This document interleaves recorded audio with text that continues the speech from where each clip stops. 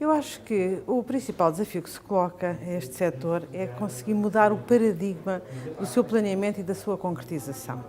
E relativamente a estas duas questões, esta questão, eu vejo exatamente duas vertentes. Uma delas é não se pensar o sistema de transportes como forma de se alimentar a si próprio. Nós muitas vezes, enfim, falávamos no passado que era necessário apostar na intermodalidade e, portanto, era necessário comatar os missing links, adaptar do ponto de vista tecnológico, ou seja, estávamos sempre a falar de um sistema de rede. Ainda que isso fosse necessário, e continuar a ser necessário, é acima de tudo necessário mudar a perspectiva, ou seja, a nossa perspectiva tem que ser uma visão para o território, uma visão para o país, e de acordo com essa visão para o território e para o país, assim o sistema de transportes que devemos ter.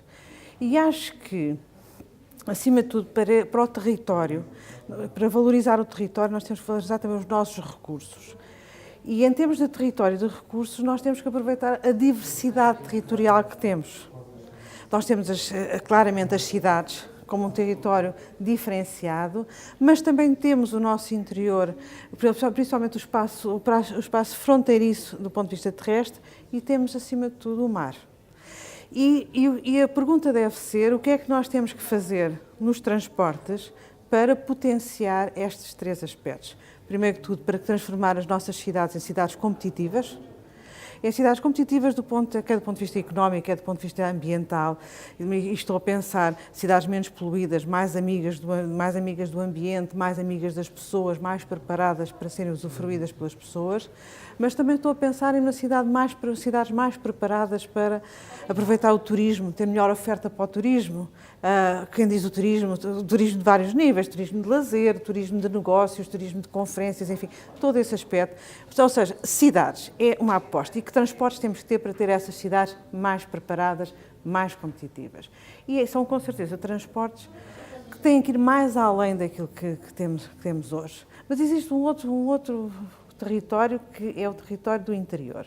E há uma coisa do nosso interior que nós temos que pensar, é que o nosso interior tem uma centralidade ibérica ímpar. Ou seja, nós estamos sempre a pensar o interior é interior relativamente, é periférico relativamente a Lisboa, é periférico relativamente a Madrid, mas é de facto central do ponto de vista ibérico. E o que é que os transportes, o que é que as infraestruturas podem fazer para reforçar e para potenciar esta centralidade? E podem, com certeza, aí sim, ligando aos principais centros de produção e aos principais centros de consumo.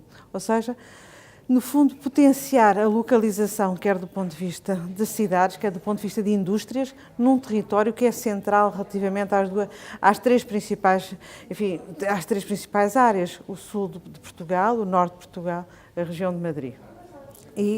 E, portanto, aí também é um desafio que se coloca aos transportes. E o terceiro desafio, que deixei para o fim de propósito, é o mar. De facto, o que é que nos dá o mar? Para além de falar na perspectiva dos transportes, naturalmente, também existem outras perspectivas da ciência, da exploração, da investigação científica, da preservação, da soberania, enfim, da exploração sustentável dos recursos, mas para além desses todos, o que nos dá o mar é uma centralidade euroatlântica. E o que é que nós temos para que é que isto nos serve? Precisamente para que nós possamos retirar o melhor de dois mundos.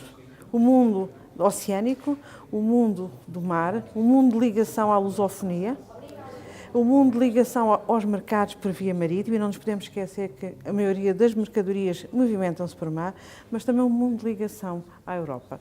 E, portanto, deixarmos de ser o país periférico da Europa e passar a ser o país central da Europa relativamente ao Atlântico. E para isso é preciso também fazer uma aposta nos transportes, não já na perspectiva em que falava há pouco das cidades, que aí está virado transportes para a população, transportes para os turistas, transportes para quem nos visita.